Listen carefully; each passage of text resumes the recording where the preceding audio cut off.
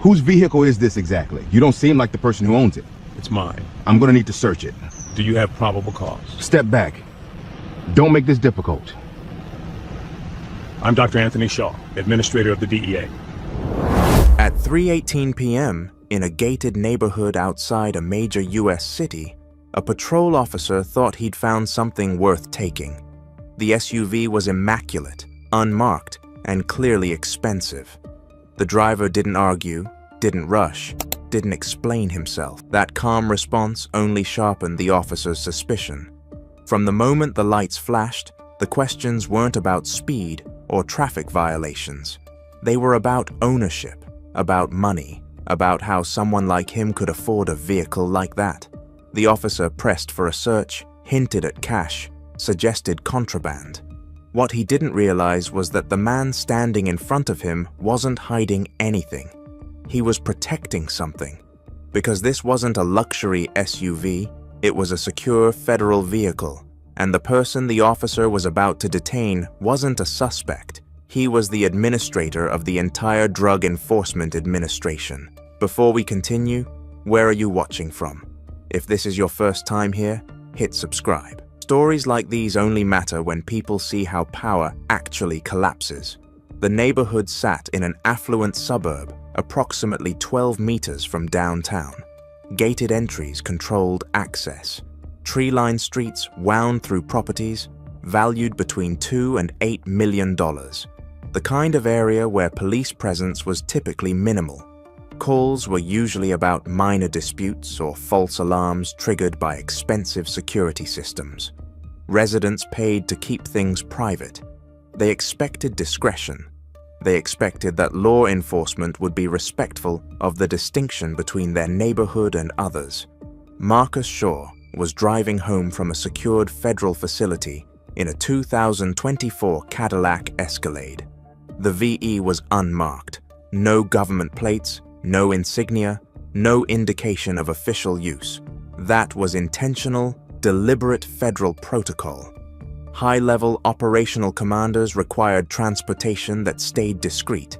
Nothing that announced federal presence, nothing that compromised security, nothing that advertised authority. Shaw was 58 years old, 32 years with the DEA.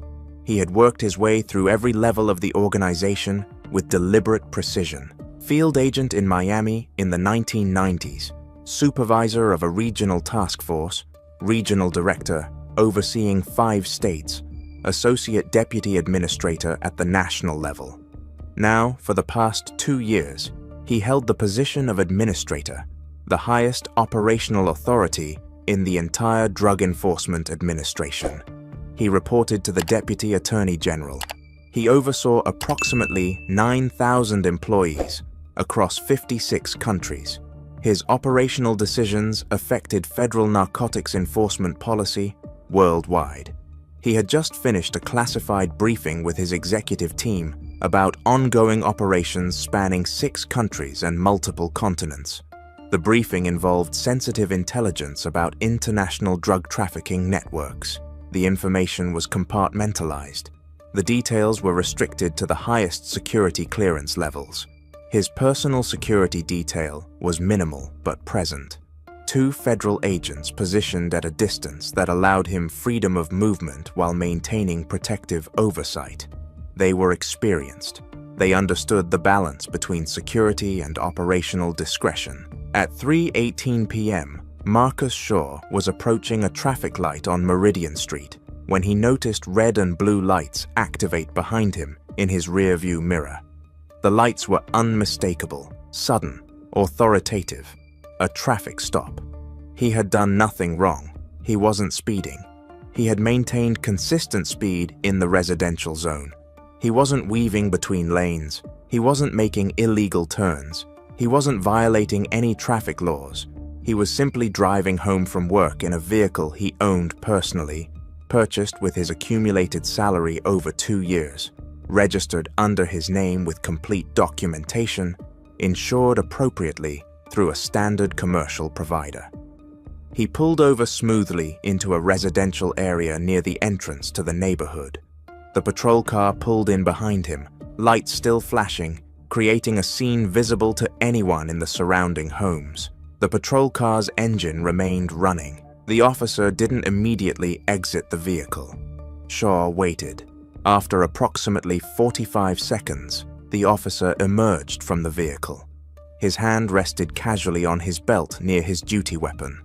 He moved toward the driver's side window with the practiced gait of someone conducting dozens of traffic stops each month. This was routine for him, automatic. His body cam switched on automatically as he stepped out of the patrol car, standard protocol for all traffic interactions. Shaw lowered his window.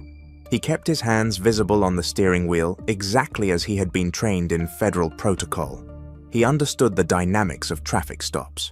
He understood how authority functioned at the local level. He understood that this was a moment that could escalate or de-escalate depending on how he responded. The officer was James Kowalski, 43 years old, 11 years on the force. He had been with the police department since 2013. His service record showed no complaints filed. His conduct reviews were satisfactory. He had completed state-mandated training on civil rights and constitutional protections.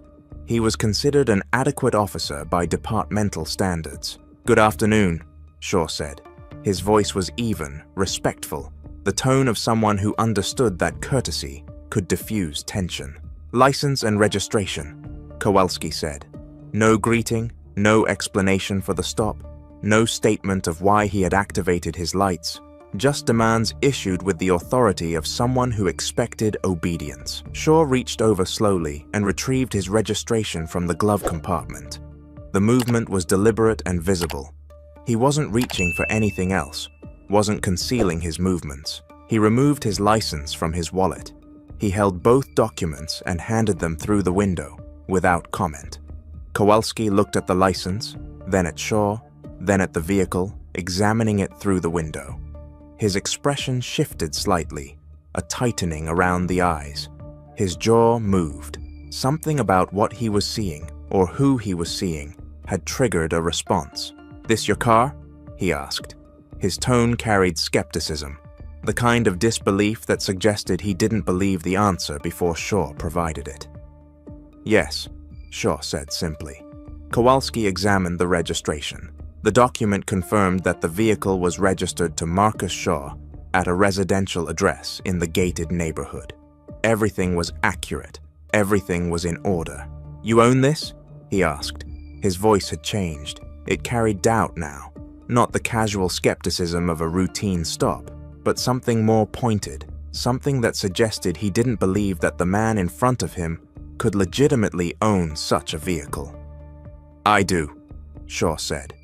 His voice remained calm, measured, exactly the kind of composed demeanor that, in Shaw's experience, would be interpreted as suspicious by some officers. Composure sometimes triggered more suspicion rather than less. Remaining calm was sometimes read as having something to hide. "Where'd you get the money for this?" Kowalski asked. The question wasn't about the stop anymore. It wasn't about traffic violations. It was about wealth, about how it was obtained, about whether it was legitimate. Shaw didn't immediately answer. He understood what was happening. He had prosecuted cases in his youth before joining the DEA. He understood the assumptions that guided some police interactions. "I'm asking how you purchased this vehicle," Kowalski repeated, as if Shaw hadn't heard the question. "Financing cash? Where'd the money come from?" "From a dealership through normal purchasing with a finance agreement." Kowalski circled the vehicle, walking slowly around the perimeter, while his body cam captured the pristine condition of the SUV. No dents, no scratches, no wear. Recent model year, all maintenance current. The kind of vehicle someone with significant financial resources would purchase and maintain meticulously. The vehicle was immaculate. He returned to the driver's side window. "Nice car," he said. "Really nice. How much you spend on this?" $87,000, Shaw said. "Why are you asking?" "Just curious," Kowalski said. But there was nothing casual about the curiosity. Not many people afford a car like this through normal means. usually involves some kind of activity that brings significant income. Narcotics, illegal enterprises, that sort of thing. Drug trafficking operations, money laundering, that's typically how people end up with vehicles this nice at your age. Shaw understood immediately and completely what was happening. He had seen this before in his career, the assumption that wealth, particularly in the hands of a black man, indicated criminality, the automatic conflation of financial success with illegal activity, the implicit accusation that his prosperity was a red flag rather than the result of decades of professional work. I am a federal employee. My income is public record. My salary supports this purchase. It's not complicated. A federal employee, Kowalski repeated, drawing the words out as if they were suspicious in themselves. Doing exactly what exactly? Federal employee covers a lot. Could be anything. Could be something that explains how you got the cash for this. Shaw hesitated. His position was classified to a degree that went beyond normal confidentiality. His operational details were not appropriate for discussion with a local patrol officer who had initiated a stop without articulating any legal justification. His command responsibilities were sensitive. His daily activities involved classified information. I work for a federal agency, Shaw said. My employment is documented. My background has been vetted at the highest security level. That's all I can appropriately discuss. Federal agency, DEA, FBI, ATF, immigration. Which one? I'm not required to answer that question, and I'd like to know the traffic violation that prompted this stop. Kowalski was quiet for a moment. His body cam captured his expression tightening. I'm going to need you to step out of the vehicle, he said. For what reason? Shaw asked. You haven't cited a traffic violation. You've asked me questions about my employment and my vehicle ownership, but you haven't stated a legal basis for this stop or a reason to remove me from my vehicle. I'm asking you to exit the vehicle, Kowalski repeated, his tone harder now. That's a lawful order. You can comply or we can make this complicated. Your choice. Shaw unbuckled his seatbelt. He opened the door and stepped out. He kept his movements slow and deliberate. He kept his hands visible on his sides. He understood the dynamics of this situation better than almost anyone in law enforcement. He had trained officers. He had overseen civil rights compliance. He had reviewed cases of unjustified stops. He knew the protocol. Kowalski directed Shaw to stand near the front of the SUV, away from the door where he had limited ability to retreat. Shaw complied. The body cam captured the positioning. Shaw standing in open space in his home neighborhood, standing in a location where neighbors could see him, standing with his hands visible while a police officer maintained control of the vehicle and the interaction. You carrying any contraband in this vehicle? Kowalski asked. The word contraband was specific. It suggested drugs. It suggested weapons. It suggested something illegal. No, Shaw said. You transporting any cash? Any large amounts? No, Shaw said. Any narcotics? Any controlled substances? Any pharmaceutical medications not in a pharmacy container? No, Shaw said. Kowalski walked around the vehicle again, examining windows for visibility into the interior, examining the condition of the tires and wheels, examining the exterior trim and panels, performing the systematic visual inspection of someone searching for justification. A federal employee with a vehicle like this, keeping it in pristine condition, driving home from somewhere at mid-afternoon. Kowalski said, "Lot of people involved in lucrative criminal enterprises have similar patterns, similar vehicles, similar attitudes about their assets. They maintain their vehicles because they're using them to project status, to show success, to indicate that they're doing well financially. That's a known indicator." I'm not involved in any criminal enterprise, Shaw said. You've asked me directly. I've answered directly. I'm exercising my right to refuse further questioning. You wouldn't tell me if you were. That's the thing about this. I need to verify independently. I'm going to need to search the vehicle. Do you have probable cause? Shaw asked. Kowalski's jaw tightened. He was silent for a moment. The condition of the vehicle, your evasiveness about your employment, your possession of significant assets, your presence in this neighborhood. These are all indicators, Kowalski said. Those aren't indicators of probable cause, Shaw said. His voice remained calm, but there was an edge now, an awareness that he was dealing with someone determined to fabricate justification for an illegal search. Probable cause requires specific articulable facts that suggest criminal activity. Owning a nice vehicle is not a crime. Not in this country. Refusing to provide personal employment details is not suspicious. It's a constitutional right.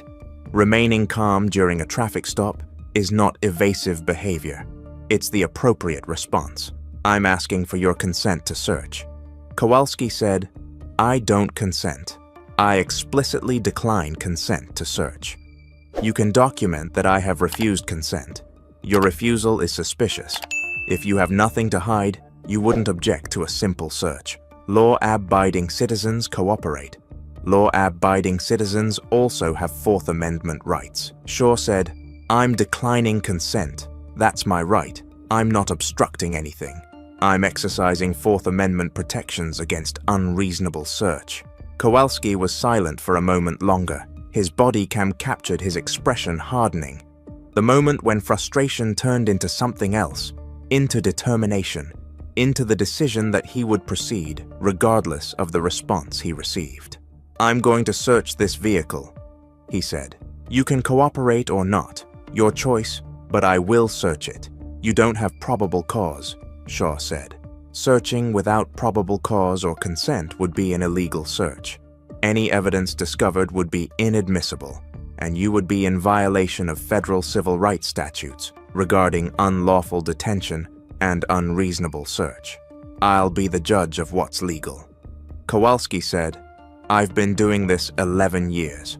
I know what suspicious looks like, and this looks suspicious. Everything about this situation looks suspicious. He reached toward the door handle of the SUV.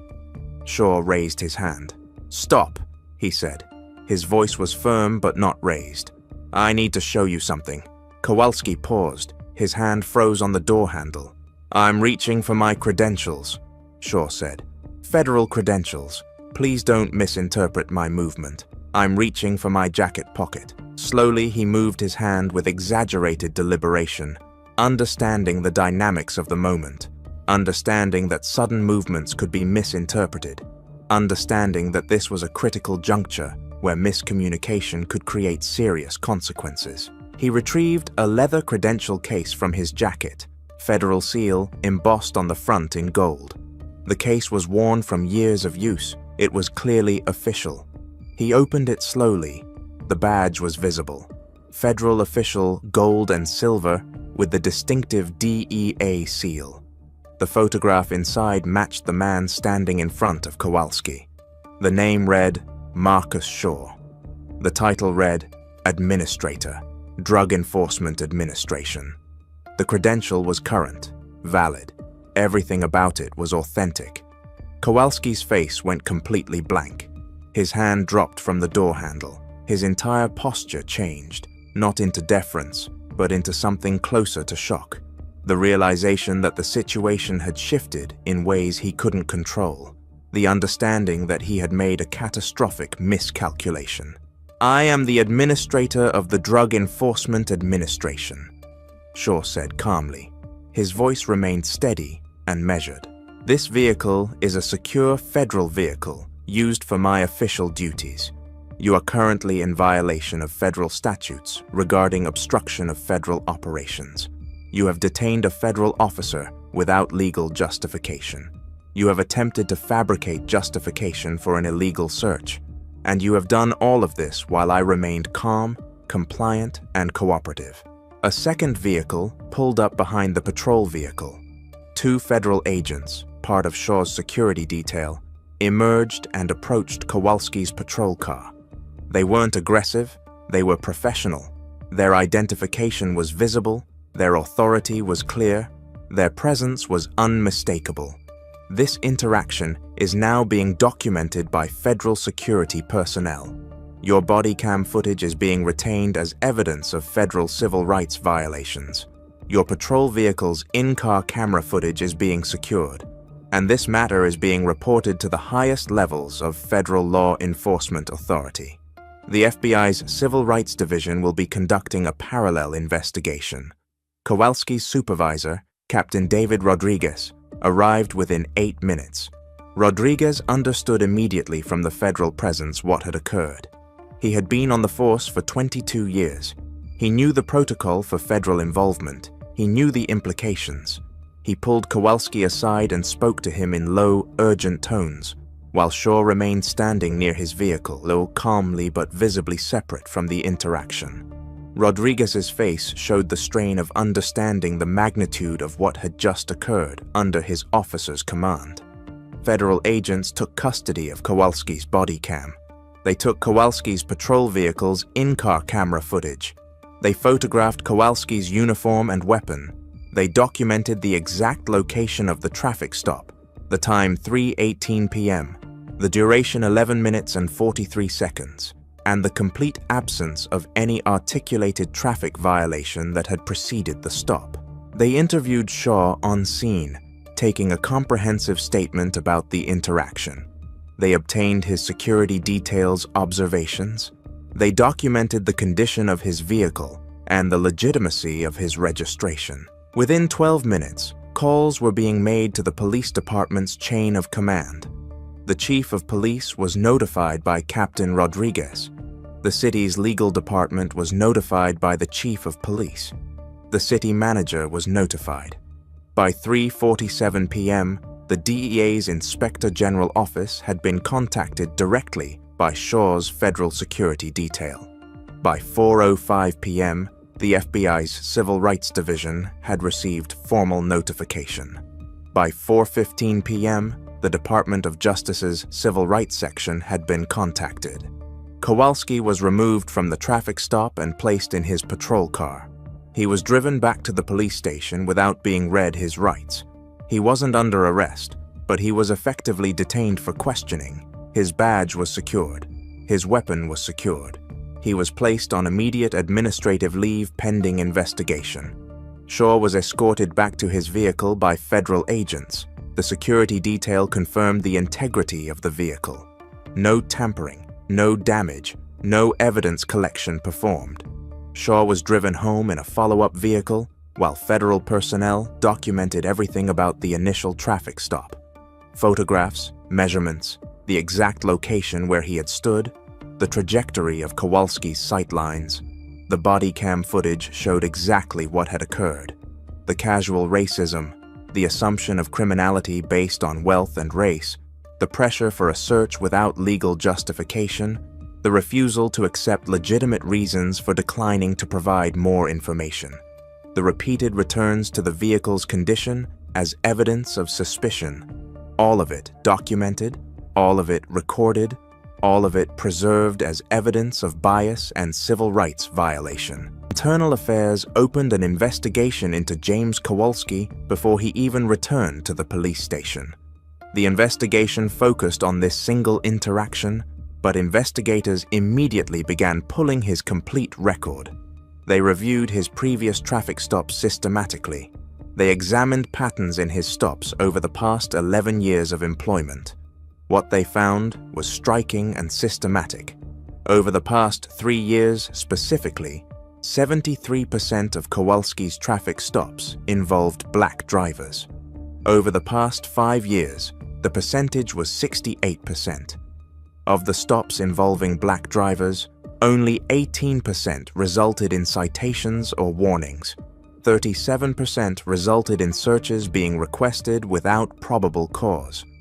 Of those searches for which documentation existed, drug paraphernalia or cash was allegedly discovered in 40% of cases. The pattern suggested that Kowalski's searches were targeting specific demographics, and that when documentation was unavailable or incomplete, he had discretion to claim discoveries that may not have actually occurred.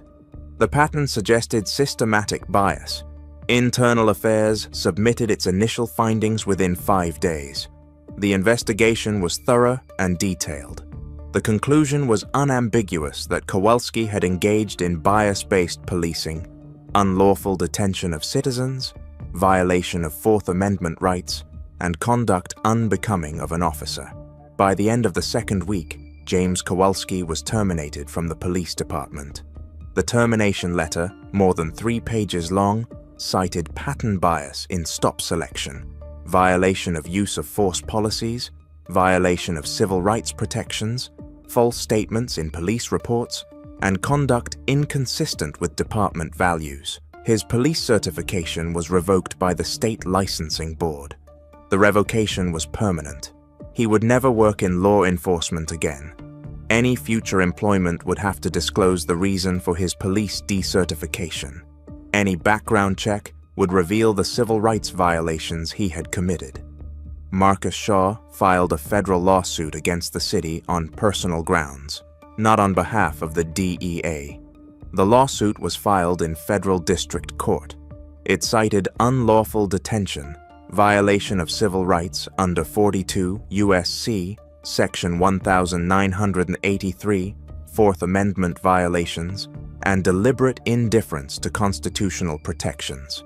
The lawsuit specifically mentioned the pattern of bias evident in Kowalski's stop record over his employment history. The city's legal department immediately entered settlement negotiations. They understood the exposure. They understood the precedent a trial would create.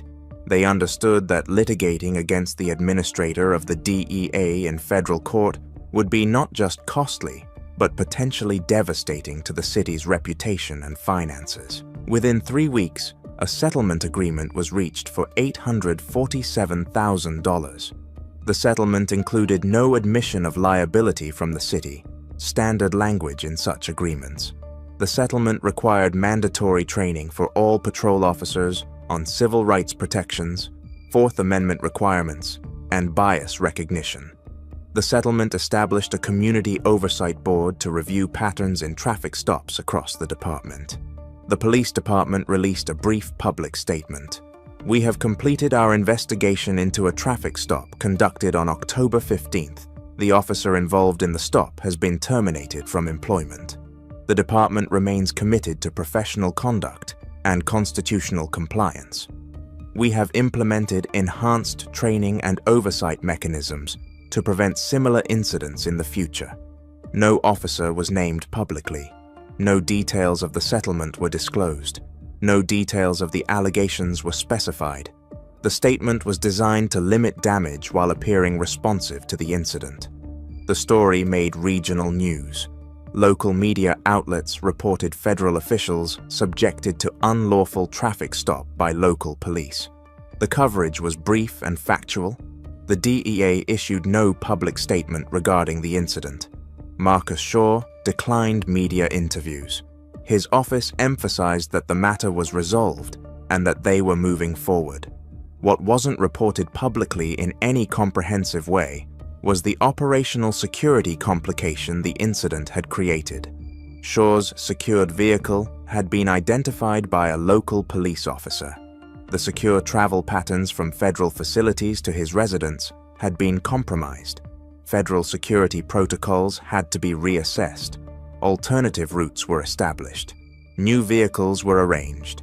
The incident, while resolved quickly at the legal and administrative levels, had created lasting complications in ongoing federal operations. Resources that should have been dedicated to narcotics enforcement had to be redirected to security concerns. The broader pattern that the Internal Affairs investigation had identified wasn't addressed comprehensively by the settlement or the termination. How many other drivers had been stopped based on asset suspicion? How many searches had been conducted without probable cause? How many cases had been prosecuted based on alleged discoveries that may not have been fabricated or that came from illegal searches? The city ordered a comprehensive audit of traffic stops from the past 5 years. The audit examined records from all patrol officers in the jurisdiction. It looked for patterns similar to those identified in Kowalski's record. The audit identified 147 stops by 6 different officers that showed similar patterns, similar demographics, similar search requests, without articulated probable cause, similar alleged discoveries of contraband or cash. Of those 147 stops, 43 had resulted in arrests. Those 43 cases were reviewed systematically. 5 were identified as having evidence of constitutional violations. The individuals in those cases were offered the opportunity to have their convictions vacated if they wished to pursue it. 2 individuals accepted and had their convictions overturned. One had served 18 months in county jail on a drug possession conviction based on alleged evidence discovered during an unlawful search. He was released. He sued the city separately. That settlement was sealed and confidential. The other 3 individuals chose to remain convicted despite the identified constitutional violations. They believed that the cost of relitigation, the uncertainty of new trials, and the potential for continued prosecution made fighting the conviction more risky than accepting it. One individual who did accept had spent 18 months in county jail on a drug possession conviction based on alleged evidence discovered during an unlawful search. He was released immediately. He sued the city separately. That settlement was sealed and confidential. The amount was never disclosed. He was provided expungement of his record and was reinstated to his previous employment. The broader conversation about asset-based racial profiling didn't diverge from this incident in any sustained public way. The conversation about how wealth, particularly in the hands of people of color, triggers criminal suspicion from authority figures didn't become a public priority in policing reform discussions. What changed was specific and limited. One officer was terminated, one settlement was paid, one city implemented additional oversight, one set of cases was reviewed, one federal official had his civil rights vindicated. But the question remained unanswered. How many identical stops occur every day across the country where no federal credential is revealed, where the driver simply complies with an illegal search because they don't understand their rights, where the constitutional violation passes undocumented and unaddressed, where the system functions exactly as Kowalski believed it should, with authority unchecked and compliance assumed? Marcus Shaw returned to his work at the DEA. His operational security was reassessed. His travel protocols were modified. His security detail was expanded. He continued his duties as administrator, aware that this incident, this single traffic stop in a gated neighborhood, lasting 11 minutes and 43 seconds, had exposed vulnerabilities in federal operational security and had forced a painful reckoning with the reality of how race and wealth intersected in law enforcement interactions. The vehicle remained in his personal possession. He continued to drive it. He understood that the stop, while resolved, had demonstrated how assumptions about wealth and race could override training, policy, and constitutional protections. He understood that he had been privileged by his federal position. He understood that most people didn't have that privilege. Where are you watching from? Drop your location in the comments. And if this story showed you something about asset-based profiling and the assumption that wealth equals guilt, hit subscribe. Because what happens when silence is mistaken for weakness matters. It matters when federal authority has to assert itself against local law enforcement making unfounded assumptions. It matters when wealth in certain hands is treated as inherent guilt. And it matters most when the person being stopped has the power to hold the system accountable, because most people don't. This story ended with justice, because one man had federal credentials and federal resources. But that raises the hardest question. What happens to everyone else? What happens to the person without credentials, without federal protection, without the resources to sue, without the institutional power to trigger investigations? That's where the real story is. And that's the story that doesn't get told until someone with power decides it's worth telling.